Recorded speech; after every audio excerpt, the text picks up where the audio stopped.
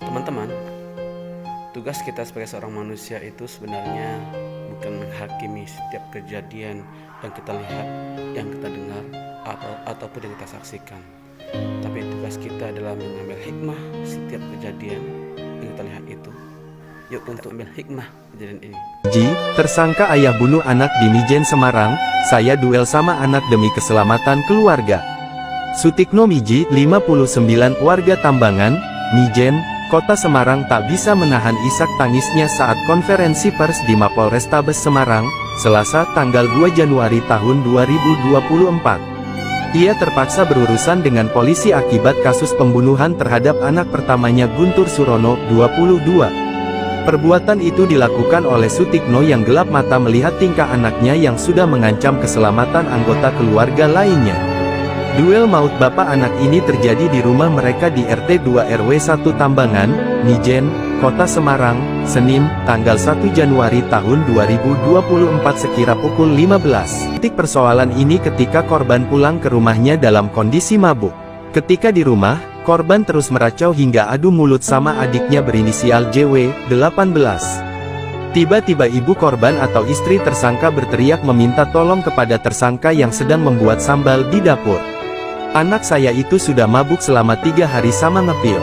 Pulang malah mau bunuh adiknya, sempat mau mukul pakai palu. Saya pisah malah dia ambil pisau di meja mau ditusuk ke adiknya. Adiknya saya suruh pergi, katanya. Selepas saksi pergi, mereka berdua akhirnya berduel. Duel dimenangkan sang bapak yang sudah memendam lama angkara murka di hatinya melihat tingkah anaknya yang tak kepalang. Selepas kejadian perkelahian, tersangka berlari melapor ke ketua RT dan RW setempat. Mereka kemudian melaporkan kejadian itu ke pihak kepolisian. Hikmah apa yang bisa kita ambil dari kejadian ini?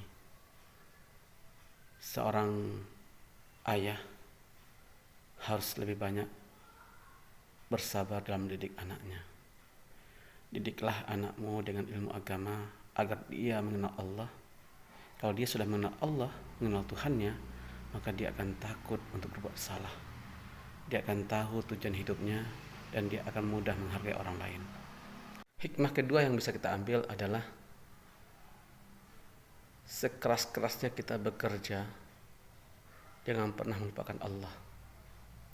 Karena semua yang kita lakukan pada dasarnya adalah dalam rangka mendidik keluarga kita, istri dan anak kita untuk takut pada Allah Subhanahu wa taala. Kalau kita bekerja keras tanpa dibarengi dengan takwa kepada Allah Subhanahu wa taala, tidak ada salat, tidak ada sedikit pun rasa takut pada Allah, hanya membabi buta mengejar harta sebanyak-banyaknya tanpa ada sedikit pun meluangkan waktu untuk beribadah kepada Allah, maka jangan harap kita akan mendapatkan anak-anak yang soleha, anak yang soleh, keluarga yang soleh maupun keluarga yang soleha. Karena itu pondasi awal pada saat kita mencari rezeki, menafkahi keluarga, niatkan semuanya adalah karena Allah Subhanahu wa taala. Dan jangan lupa barengi dengan ibadah kepada Allah Subhanahu wa taala. Insyaallah semua yang kita lakukan akan ada berkahnya. Insyaallah Allah berikan kita anak yang soleh dan solehah, keluarga yang sakinah, mawaddah dan warahmah. Namun di balik itu semua, kita juga tidak lupa bahwa takdir Allah itu tidak bisa kita elakkan. Siapa yang mengira Nabi Nuh alaihissalam seorang nabi namun memiliki anak yang durhaka padanya. Nabi Lut alaihissalam seorang nabi justru memiliki istri yang durhaka pada Allah Subhanahu wa taala. Nabi Ibrahim alaihissalam seorang nabi memiliki keluarga ayah yang durhaka pada Allah Subhanahu wa taala.